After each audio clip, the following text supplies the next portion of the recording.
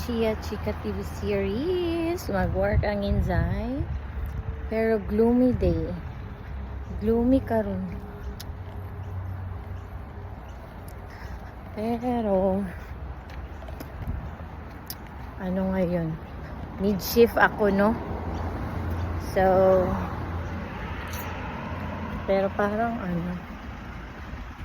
parang wala pa naman akong payong daladsay. Patay tayo dyan. Baka, oh my God. Parang feeling ko gusto kong bumalik para kunin yung payong. Wala para akong payong, Zay. Paano ito? Balik na lang tayo. Kasi may kutob ako.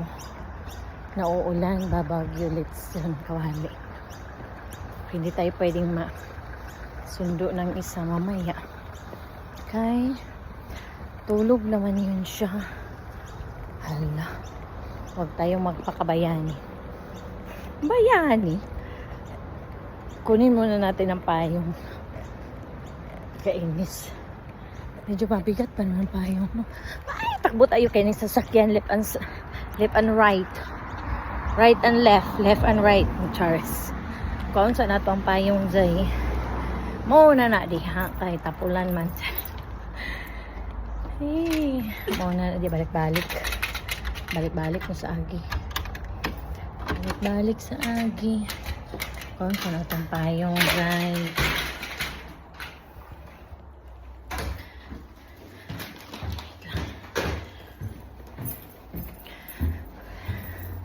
Okay, kasi parang feeling ko uulan.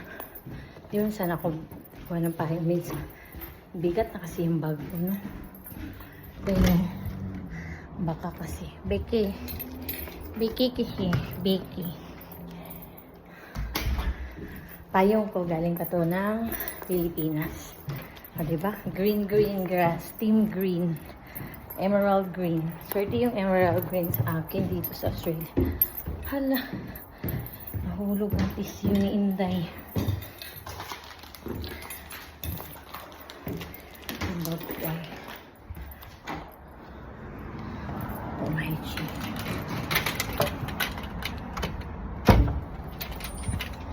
Diba?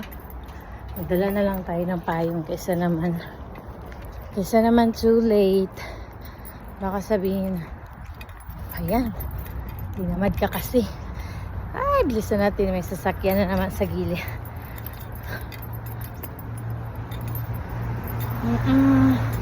Yan. Alam nyo ba dito, mas maingay pa yung mga bird kaysa kapitbahay. Wala kang maririnig na ingay. Sasakyan lang, pero halos yung sasakyan tahimik naman. Mostly talaga ibon.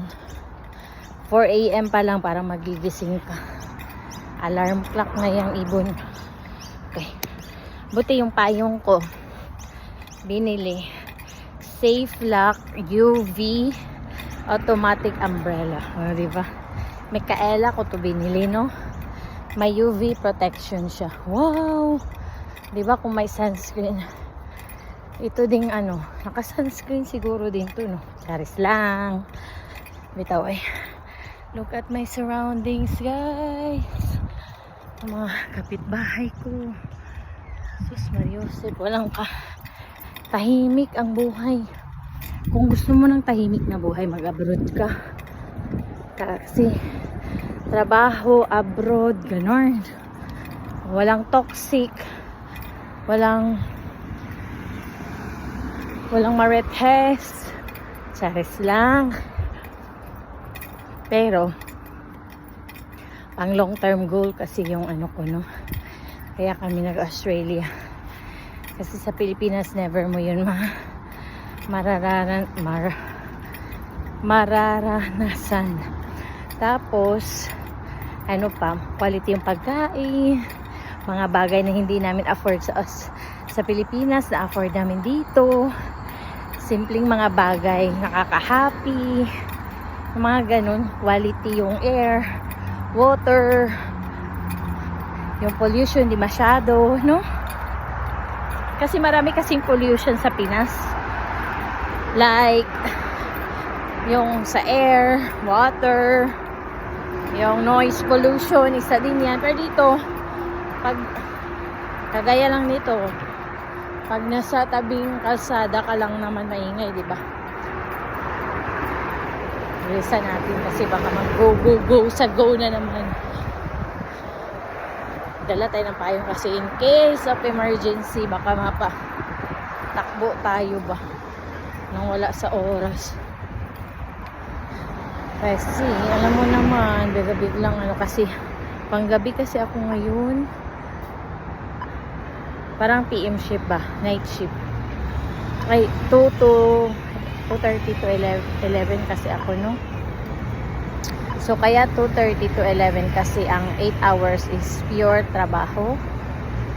May 15 minutes break ka lang yan. Tapos, yung 30 minutes is your lunch break. Ang lunch break kasi hindi bayad. Bayaran lang ng employer is yung 8 hours. Kaya, dun sa 8 hours, una, may 15 minutes ka lang na break niyan. Tapos, ang ano naman, ang 8 hours ang bayad. Yung 11, ang 30 hours yung, kumbaga, meal time. Tapos may libre kaming pagkain. Ay, pagod. Tingnan mo yung eyeglass ko. Sa Pinas ko pa to, no? Dala-dala ko to. Ito yung isa kong lumang eyeglass na nagda-dark siya kapag nainitan.